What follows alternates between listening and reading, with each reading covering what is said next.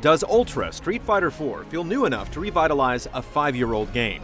The value of this update will depend on your frame of reference, but while it's almost impossible to approach the 4th revision in 5 years without a healthy amount of cynicism, this fighter's strengths are as obvious as ever.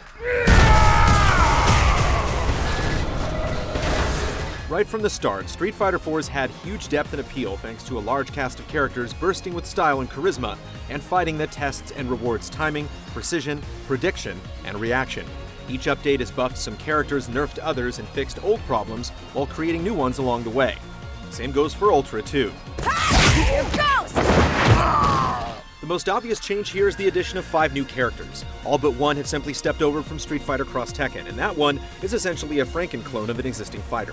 But this crop of comparatively fresh fighters feels viable and natural next to the existing cast. Their different body types, personalities, and playstyles ensure nobody feels like a pointless addition. And who doesn't like more choices?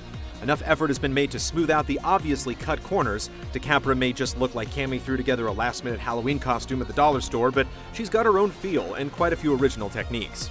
Relatively original anyway.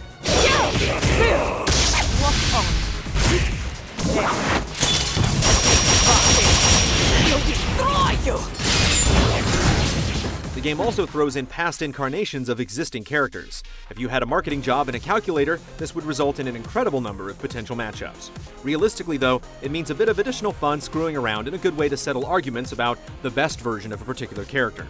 Other notable differences affect the underlying systems and could be as small as the ability to stay on the ground for a split second longer after being knocked down. How big an impact they'll have on your experience will depend on how serious you are about your Street Fighter.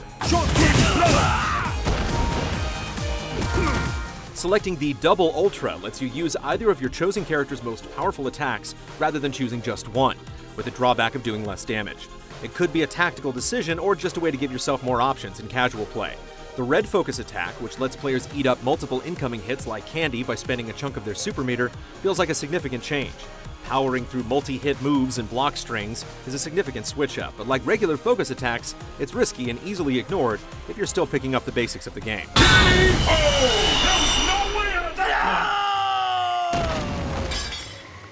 It will take time to see how system tweaks like these shake out in high-level play, but anyone should be able to appreciate the little things. Being able to warm up and practice combos in training mode while waiting for an online match makes a lot of sense, and being able to quickly and easily configure your controller when you're selecting your character isn't just convenient, it's ultra convenient.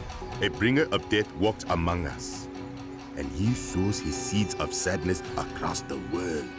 Ultra Street Fighter IV has enough added to justify its existence, but there's some skimping going on as well. The nicest thing you can say about an out-of-place recycled dinosaur stage is that it's better than nothing. The game has definitely reached the point of diminishing returns, and this feels like the most that could be squeezed out of 4 before moving on to the next numeral. So is Ultra Street Fighter IV a new game or not?